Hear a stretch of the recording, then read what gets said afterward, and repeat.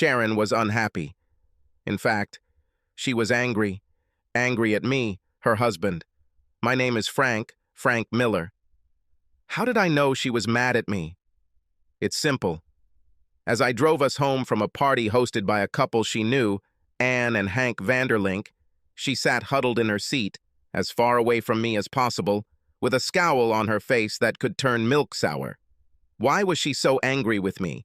Well, to be honest, I think she had a right to it, since I just completely ruined her evening. What a bore, right? I should be ashamed for disgracing my wife, the mother of my 3 children. Shame on me, shame on me. Okay, so how did I embarrass her and ruin her evening? I pulled out the wrong key. You see, there is an eccentric part to the parties that the Wonderlings throw, an eccentric part that my beloved wife suddenly decided to take part in. Unfortunately for her, I wanted no part of it. We had never been to one of their parties before, but my wife had heard about them and managed to get an invitation through a friend of a friend. My wife of 10 years forgot to tell me that the party we were going to that night was going to end differently than most parties. She forgot to tell me in advance that at this party, all the wives were to put their house keys in a bowl, and after the keys were thoroughly mixed, the husbands were to, without looking, take a random key from the bowl and escort the wife, to whom this key belonged, to her bedroom and to her bed in the bedroom for the whole night of carnal, adulterous pleasures. As the party was ending and I suddenly found out what was going to happen, I almost went crazy. I've never been so angry with Sharon before. I grabbed her hand and dragged her to the kitchen. Did you know this party would end like this?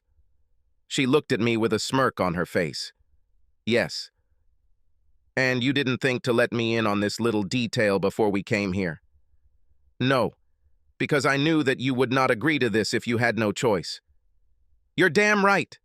I won't agree with this, and I always have a choice. Let's go from here. Frank, we can't leave now. It would be impolite. You'll put me in an awkward position. Besides, it's only for one night. It will bring some excitement back into our marriage. I can do without this kind of excitement. Now, let's apologize and get out of here. We really need a little excitement, Frank. I need a little excitement. Just for one night, I want to be a woman, not just a wife and mother. It's just one night. Once, and will never happen again. Besides, I've already put the key to our house in the bowl, so it's too late to back out now. It's not too fucking late. Just look at me. And I took her hand and practically dragged her back to the living room, where everyone was gathered around a bowl filled with keys, ready to choose their date for the night. Sharon pulled away, trying to free herself from my grip. I let go of her, walked over to the bowl, and said quite loudly, "Sorry, but I was not informed about this part of the night's entertainment, and I do not plan to share my wife with any of you." I started rummaging through the bowl until I found the key to our house that my wife had placed there, the one with the red plastic cover on the head. I took it out of the bowl and turned to face the surprised group of partygoers. As I said, I was not informed of the rules of this party before my wife brought me here. I don't believe in adultery, and my wedding vows are sacred to me. There was some grumbling and a few angry faces staring at me, but I didn't care. I turned to look at my wife, who was white with anger. "Sharon, you have a choice, but you have to make a decision right now. Come with me, and forget about this madness, or stay and never come home again. I'm leaving." All eyes turned to my wife, whose face was now bright red with embarrassment. She looked defiant for a moment. "I apologize to all of you for my husband's rude behavior. I would love to stay, but obviously, under the circumstances, it's better for me to leave." And she reluctantly and angrily followed me to the car. "You are an insufferable, selfish idiot," she yelled at me. "How dare you embarrass me like that in front of these people? We will never be invited there again." "Embarrass you, Sharon? What about how you embarrassed me by not letting me in on your little plan to sleep with another man tonight? Well, you could grab one of the other wives so we could both have a good time." I couldn't believe what I was hearing. "I don't want another woman, Sharon. I reserve this very private activity for my wife, and I'm more than a little dismayed to learn after 10 years of marriage that you want to share your bed with another man. It would be just one time, Frank. Out of all the hundreds of married nights that we have spent and will spend together, it would be just one night with another partner. It's not a big ask, considering I've been a good wife for the last 10 years. Actually, Sharon, this is a very big request. I can't believe what I'm hearing, but it really means a lot to you, doesn't it? Yes, Frank, that's true. I've been waiting for this for weeks. One night where I don't have to be a wife and mother, I'll be a woman having an adventure, being adored, and having sex with another man for a few hours. You mean your only night where you have sex with someone other than your husband? Yes, I guess. I slammed on the brakes, spun 180 degrees in the middle of the street, and made my tires squeal as I sped back toward Vanderlink's house. Sharon squealed when I made an ooh. What are you doing, Frank? If spending one night having sex with another man means that much to you, Sharon, then you might just do it.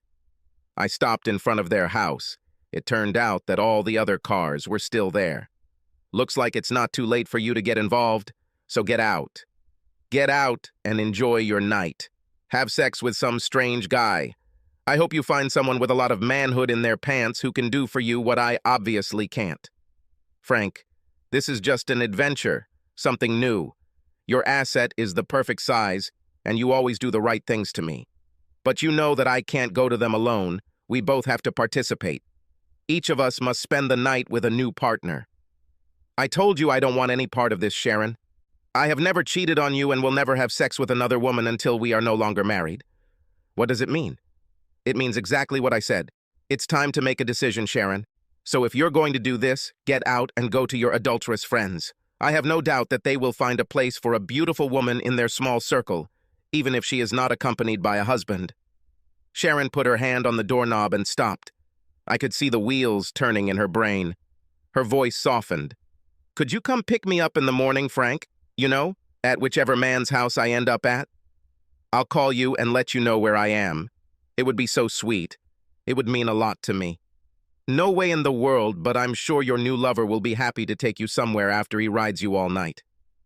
It sounds so ugly when you say that, Frank. He won't be my lover. He'll just be a man I have sex with, someone new, to experience the novelty. For one night, that's all. I love you, Frank. You are the only man I have ever loved or will ever love. You seriously believe this, don't you? There is no way you can love me and do what you plan. Let me make sure I understand correctly. You say you're just looking for someone new to fuck you with, right? As a result of this, another man will be ready to impregnate you. That's rude, Frank. You know I'm on pills, so that's impossible. He's not going to get me pregnant, but yeah, just one little night with someone new. It will be exciting. Have you ever wondered what it would be like to look into someone's new face while you have her?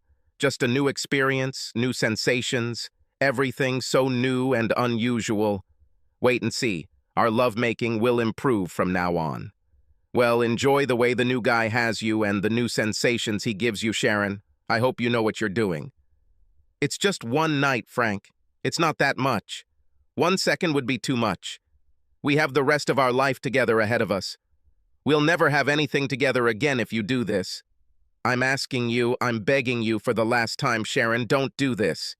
You're overreacting, Frank, and I stand by my point. I won't let you ruin my night. I want to spend some time with someone new, and you can't stop me. I'm going to do this, and you just have to accept it and deal with it. Do you understand me? Tomorrow morning, I will be completely yours again and make you forget everything that ever happened. Tomorrow morning, you will be history. I will never want you again after you allowed another man to have what I have always considered my personal property. Now you're just being stupid.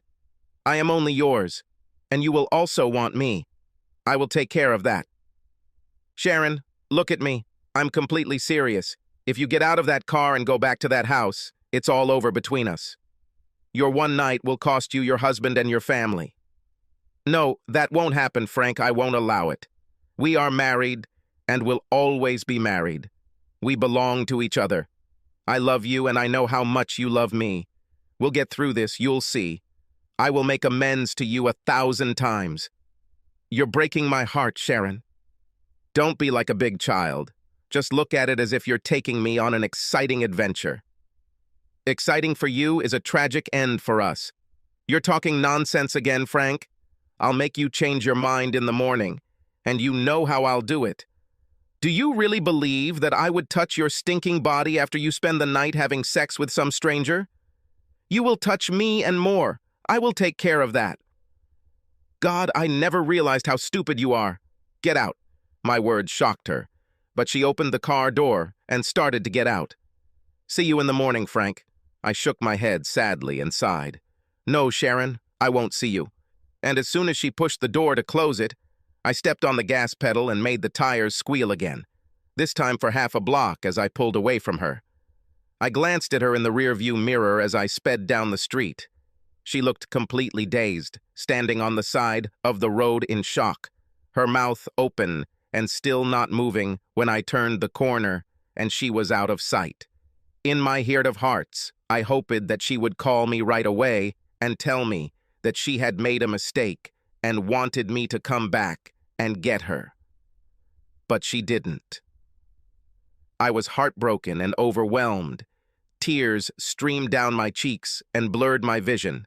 My wife just chose a night of sex with a man she had never met over the 10 years of marriage we had.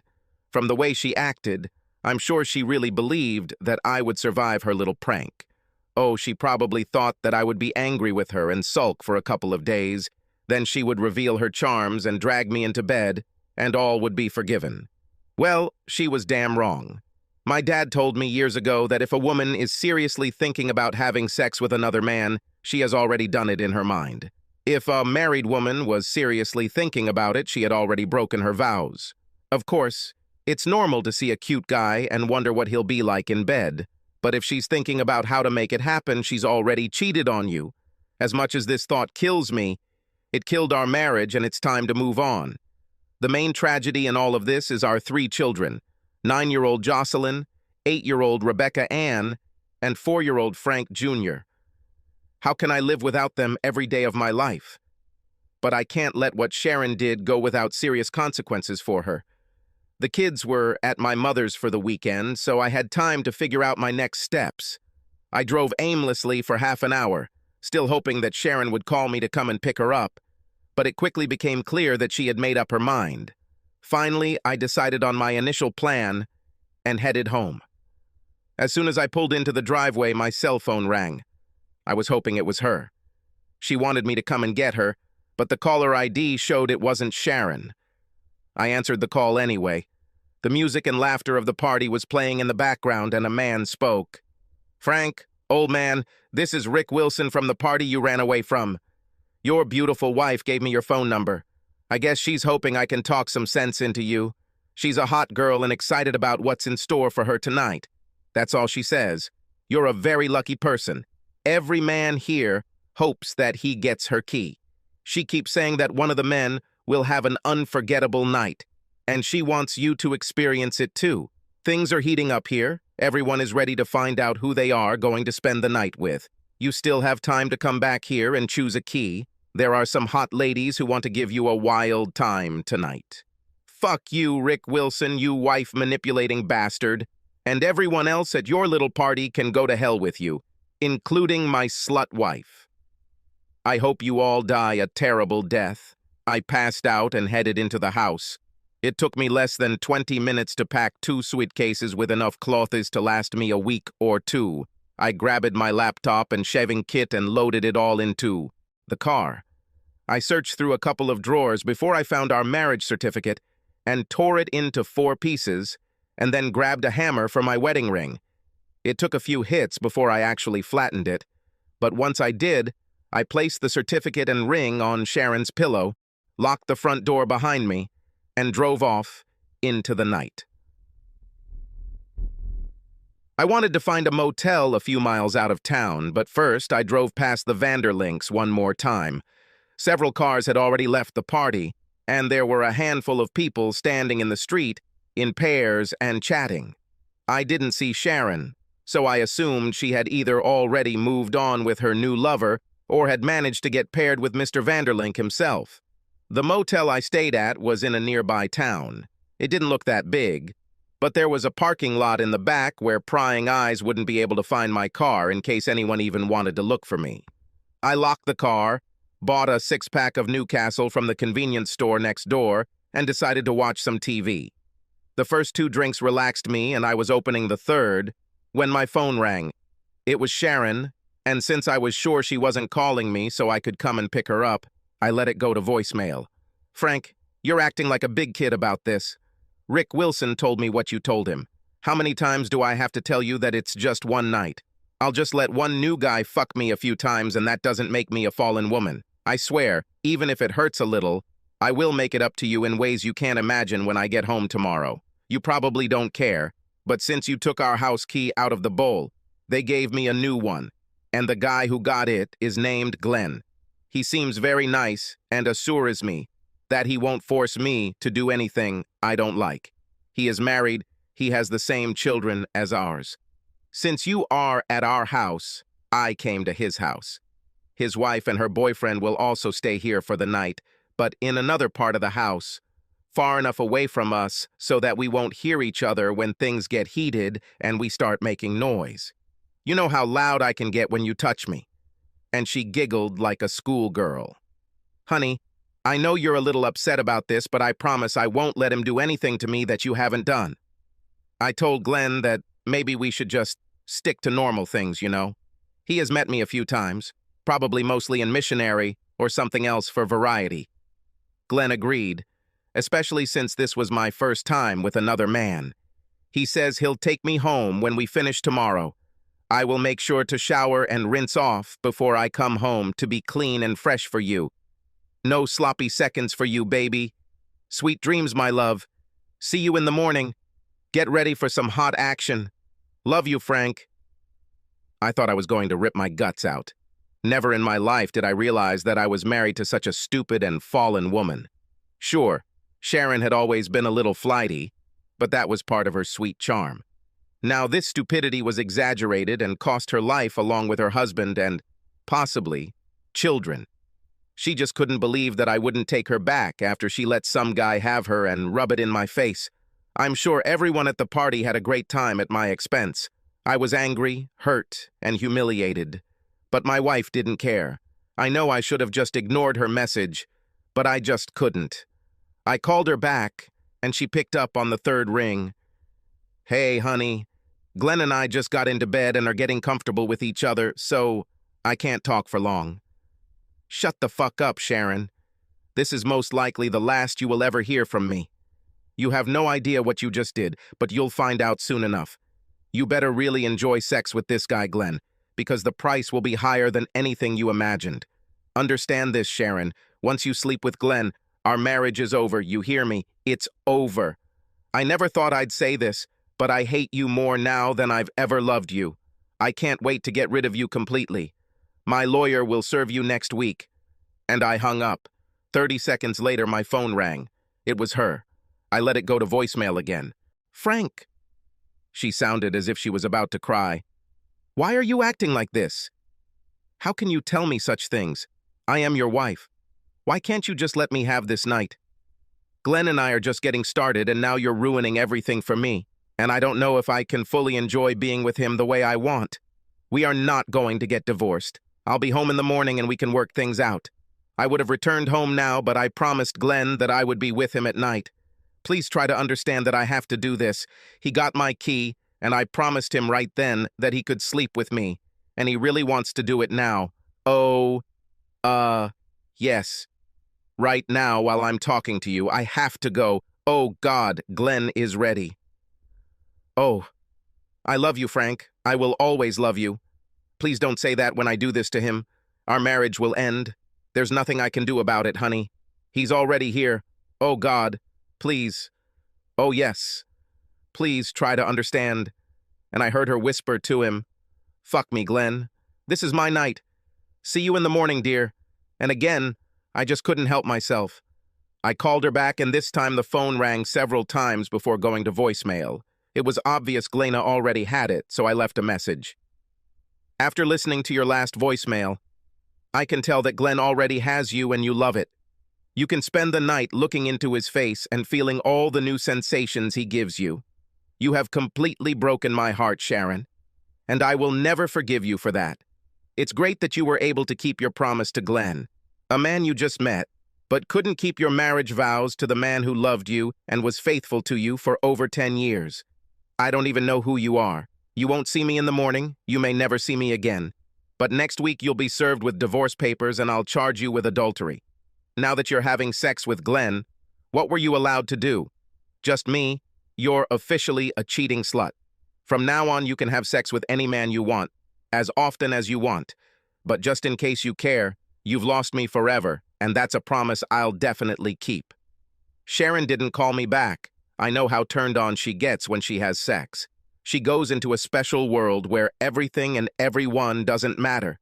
There's only her and the man who has her. I don't know if she got my last message, but it didn't matter. The damage was done. Our marriage was over. I would never take her back after she treated me so disrespectfully, humiliated me, and made a mockery of our marriage. I finished off the rest of the six-pack. I didn't want to spend the whole night imagining my wife lying naked on Glenn's bed, the woman who until tonight had been all mine. Sharon was loud during sex, and I was sure she would scream for Glenn to fuck her.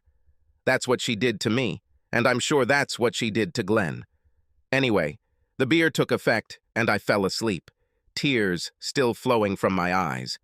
I woke up about 4 hours later, and reality hit me. My beautiful wife had an affair, and I needed to come up with a plan to protect my children, get her out of my life, and make as many people at this party miserable as possible. We live in Biloxi, Mississippi, a beautiful antebellum area on the Gulf Coast. And since Mississippi is one of the states where adultery is a reason for divorce, I could avoid paying child support and maybe even get custody of my children. I needed a lawyer, a very good lawyer. I showered, changed, and called my mom at 7:30 to let her know what was going on. She was just as shocked by Sharon's action as I was. My kids were with her for the weekend, and she promised not to tell them anything. I told her I would pick them up as soon as I had a plan. I thought that Sharon would probably be granted custody, at least for now. I hated to admit it, but she was a good mother to her children, and a good wife to me. That is, until last night. As soon as I got off the phone with my mom, I headed to a diner a block away from the motel to get breakfast. And before I could park and head out the door, my phone rang. It was Sharon. I thought about answering, but changed my mind and went to voicemail. Only she didn't leave a message. Instead, she called back immediately, and when I didn't answer, she called again and again, until finally, on the 5th ring, she left a message. She was crying. "Damn it, Frank, answer the damn phone. Talk to me, damn you. What do you mean I might never see you again? And what is all this bullshit about divorce? Papers? You can't leave me, Frank. I won't let you. We have 3 precious little ones who need us both. My God, Frank. Why did you tear up our marriage certificate and destroy your beautiful wedding ring? How could you do that? I gave you this ring the day we got married, and you promised to wear it forever. It is a symbol of our eternal love for each other. I knew you'd be a little upset with me, but I never thought you'd go this far. I love you so much, Frank. I just really needed that special night with Glenn, and it was special. He made me feel like a young girl again. I've already forgotten what it's like to laugh and scream at the same time. But as great as last night was, you are my man, Frank, my only man. And I know how to make it up to you and make your little grudges go away. Come home, Frank, so I can prove to you how much I love you. Come home and bring me back." At this point, she began to sob and was difficult to understand. "Damn you, Frank. Why can't you understand that I just needed one night with someone new? Needed to feel something new with another man who wanted me and wanted me? It was so nice to know that another man desires me and thinks that I am beautiful enough, that he just can't wait to fuck me, to take possession of me. You don't understand how nice it is for a woman my age to see a man get excited and understand that she made it so that he wants her. Oh, please, Frank, you have to understand that it was just sex, that's all. He just fucked me. Please, Frank, talk to me. I love you. You and our children are my life." Her voice was getting weaker. "It was just sex, Frank. Oh, God, all he did was fuck me a few times. Once, we were just having sex. That's all, Frank." And she continued to sob, and the message ended. I stood outside the diner door in complete shock. Had she had these thoughts our whole married life? And now, after 30, it all suddenly came to light? Sharon is still a beautiful woman, 5'5", 130 libs, shoulder-length dark brown hair, light blue eyes, stunning figure. Her breasts aren't too big, but they're not small. And yes, her hips have gotten a little bigger after having 3 kids, but she still attracts the attention of guys wherever she goes. So what is this nonsense she is talking about needing to feel desired and desired by another man? I always showed her how much I love and desire her. I bring her flowers and go out with her at least once a week.